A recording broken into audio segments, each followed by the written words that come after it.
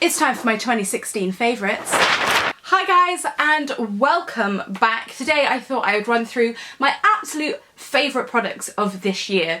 I've got mainly makeup, but there are a few skincare and haircare bits that I thought I would throw in there as well. But anyway, let's get cracking. I have two foundations to talk about, and the reason I'm talking about these, I have both repurchased these two, and I'm pretty sure these are the only two foundations I've ever repurchased. Don't get me wrong, there are other foundations which I have liked, there are other foundations that I've loved, but I've never missed them so much that I've had to repurchase them.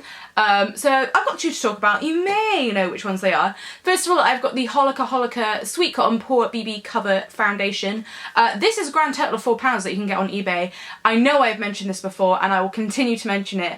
I'm almost at the end of my second tube, and I will buy a third. At the moment, this is what I've been using on a day-to-day basis. It stays a long time, has a decent amount of coverage, it's comfortable, it's easy to put on with your hands, and it's just an all-round fantastic base. If you need something that lasts and is very versatile, like it works perfectly for during the day, so it doesn't look too cakey or too much. And equally if you want to go out at night, like the coverage is still really great. So this is one I would definitely recommend, particularly for the price point.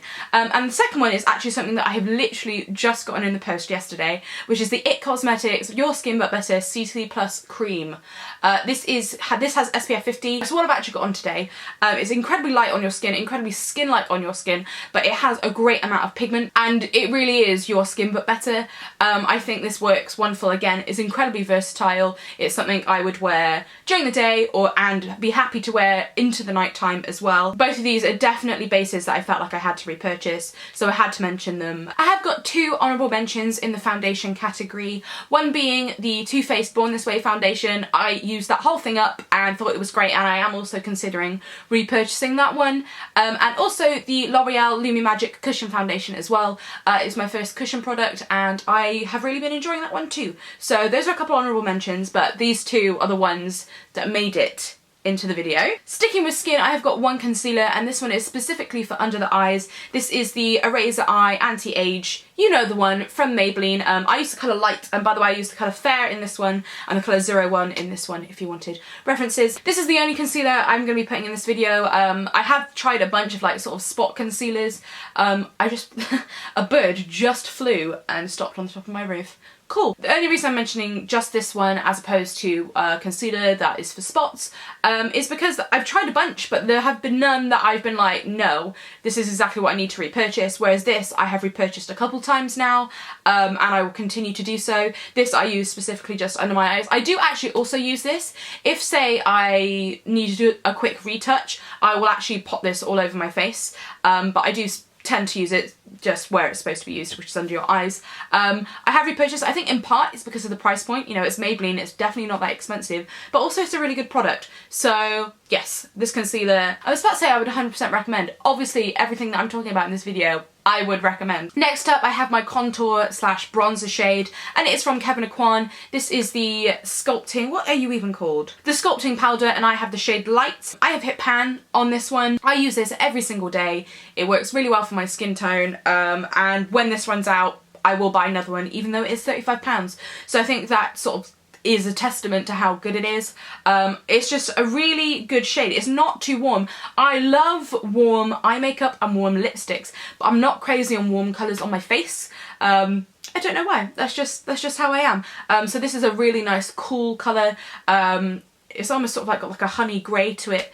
But yeah, it's a really good product. I also have a blusher to talk about, which I don't think will be any surprise to you. It is the Too Faced Love Blush in Love Hangover. I believe this was in my last year's 2015 favourites as well. Again, another product that I've hit pan on. This blush is fantastic. I have had this for a long time, and yes, I have hit pan, but you know, I've still got a long way to go. This stuff is really nicely pigmented. Like, it's got a lot of pigment to it. I like to use it with a duo fibre brush so it doesn't pick up too much product, but it blends really well and isn't sort of like you look like a doll with like two big pink circles on your face. I think it blends really well, and specifically this colour works really well for my skin. But yeah, they've got a whole host range, and oh, and also this packaging is adorable. I have one more sort of base product, and that is from Hourglass. This is their Ambient Lighting Edit, which is 3 of their ambient lighting powders in it. Again, this is a product that I have had for a while, but I use pretty regularly. The reason I am recommending this, and I haven't got any like real highlighters in this is, I mean, I've tried a bunch this year, but there have been none that I'm like, yes, they need to be in this video, so that's why there isn't any. However, these are sort of much more subtle highlighters, and I use these to take off my bake if I want to lightly highlight. Sometimes I don't want my highlight to be seen from space, sometimes I do, but not always, and I think these are a really nice creamy highlighter, and I think this particular palette, I don't think all of their palettes are worth the money, but I think this one is for the amount of product that you get. I like using a mixture of all three of the shades. I do tend to dip into them, and yeah, if you haven't tried any of them, these I think are really good. I think you could get this and think you wouldn't use it all the time, but I actually do, so that is why it is in this video. We're going to start from the top of the face and work our way down. First up with eyebrows. I'm not going to stop here very long. This is the Eyeko Brow Gel. Sorry, I keep seeing myself in my viewfinder and it's so weird to not have anything behind me. Don't worry, I do have another extended calendar for 2017. But anyway, this is the Eyeko Brow Gel. This only comes in one shade. It's a fairly universal shade, but it is tinted. And again, I know this is probably in my last yearly favourites as well. And I've just continued to use it because I felt no need to try anything else, really, to be perfectly honest, because this just works well for me. It's got a small brush, but not a disgustingly small brush. The product itself works really well. It's a really nice shade for my eyebrows. It's just a really no fuss product. I have got mascara to talk about. Again, a lot of these I think are repeat favourites. Like, I do try a lot of beauty products, but there are some which are like holy grail products, and this is one of them. This is Rollerlash by Benefit. This is probably no surprise to anybody if you've been around these parts before.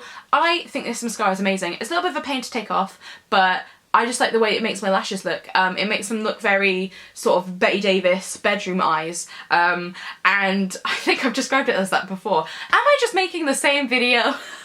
I like the way it makes not only my lashes but like my eyes as a whole look, and it's something that I'll continue to repurchase even though it is, you know, 20 quid, and I do have you know, other mascaras that I could be using, but I would rather repurchase this one. That's because I like it so much. I have got an honourable mention for another mascara. Again, this shouldn't be a surprise if you've been around these parts before, and it is the L'Oreal Miss Punky Mascara, the one with the yellow top.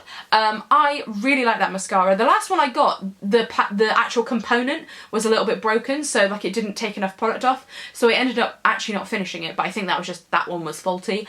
That is definitely a look which not everybody would like. It's very much, poof, here's your lashes, but I like that look, so I like that mascara. But yeah, but this one's also a real good one, and I think is more versatile for everyone. Next up, I've got two eyeshadow palettes to talk about. First of all, I have got the Shade and Light Eye palette from Kat Von D. Again, I don't think this is going to be any surprise to you. I have been trying to branch out and use other ones, which I have been doing, but this is, I will always go back to this palette. Once this red shade, I think it's called Succubus, goes, I'm going to repurchase this palette because it has been such a staple for me ever since I got it. I love it.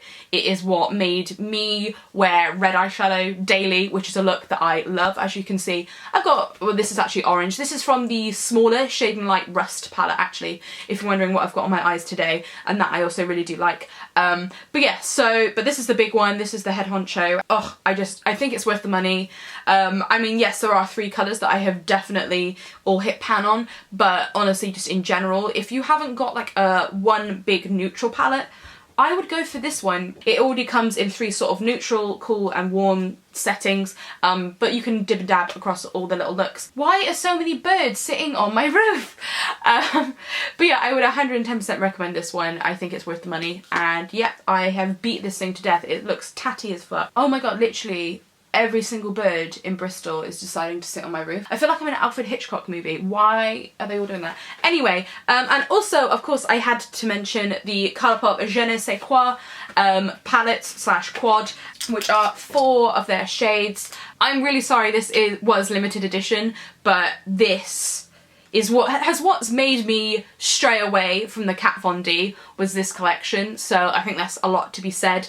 I think the colours are right up my street, the actual products themselves are fantastic, so I have been loving this, and if I wanted something a little bit more shiny and I wasn't feeling matte eyeshadows that day, I would go for this set. I wish they would have made it permanent, to be honest with you, because I just think the colour selection and them all together is just, it's just beautiful. So yes, this had to be in my 2016 favourites. I think I got this in around September, and I've hit pan on one of them. The last half of the year I discovered ColourPop, and I haven't looked back. I think they are fantastic, so they definitely had to appear in here somewhere. Again, a product that I'm not gonna dwell on for too long. It has to be, it's still the same.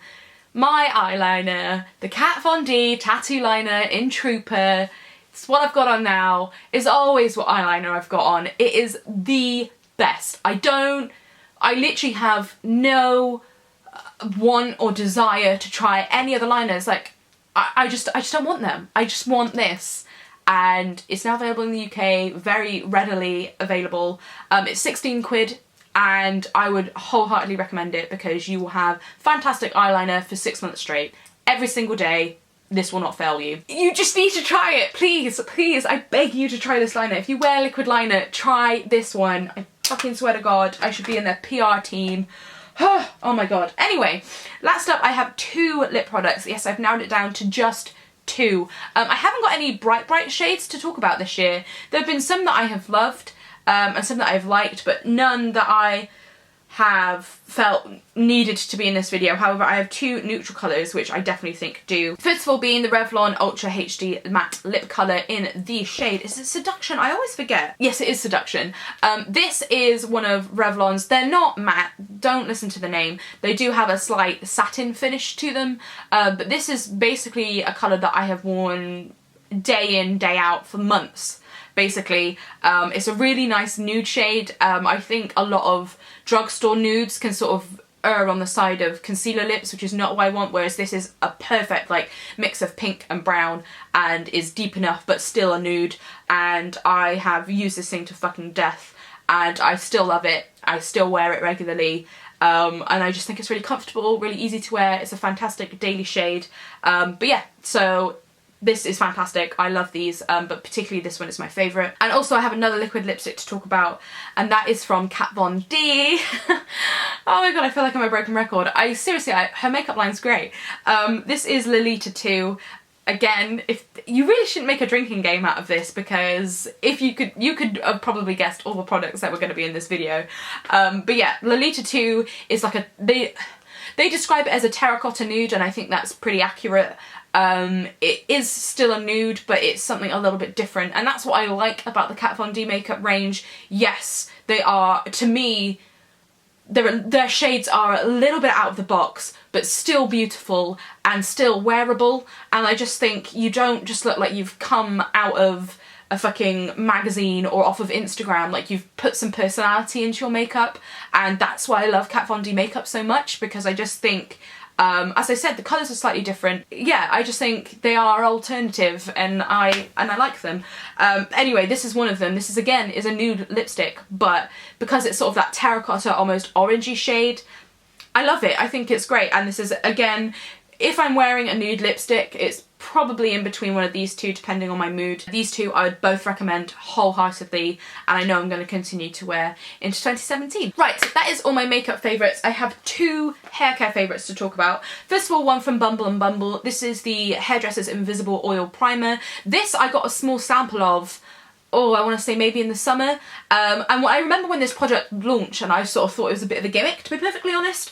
But anyway, so I used a little sample up because I didn't have any heat protectant, and this is fantastic. This works as a detangler, as a heat protectant, and I've noticed a difference in my hair when I use it, and I think it's, like, yes, I think this product's about 20 quid, but I use this every single time I wash my hair, and it's just down to here now, so I think it's something that's going to be in your lineup for a while if you decide to get it. I think this is fantastic. It just does what it says. I always use a heat protectant in my hair because sometimes I will curl my hair like I have today, or I will blow dry it, and you know, also if it's the summer, you know, I try to keep my hair as healthy as possible, and I think this is helping, so this is definitely something I would recommend, particularly if you have longer hair.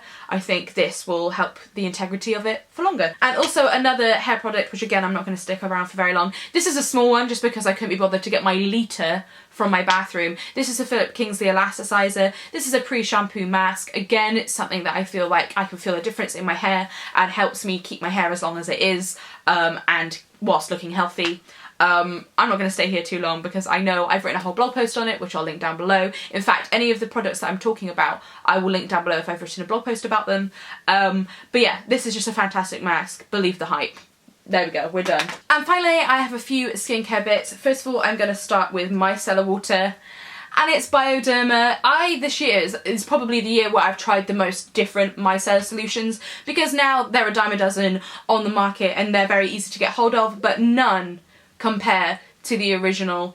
I have recently repurchased 2 big bottles of this, and I haven't been happier since. You know, yes, I have dabbled in other ones because they're easier to get hold of, particularly this size is really hard to get hold of. But that being said, you know, I'm prepared to put the legwork in to get this because I notice the difference and my skin notices the difference as well. Like, I find like it just takes everything off easier, therefore my skin is clearer. But yeah, again, a product that I know I've mentioned before and I will continue to mention. The original really is the best in regards to micellar solutions, so I would implore you to try Bioderma out because it's better than the Garnier one, it's better than the simple one. I've tried some high-end ones as well, and actually, no, the French pharmacy version, still the best. I do have a hot cloth cleanser to talk about. Again, this is a very holy grail product. This is the Lizzo Cleanse and Polish.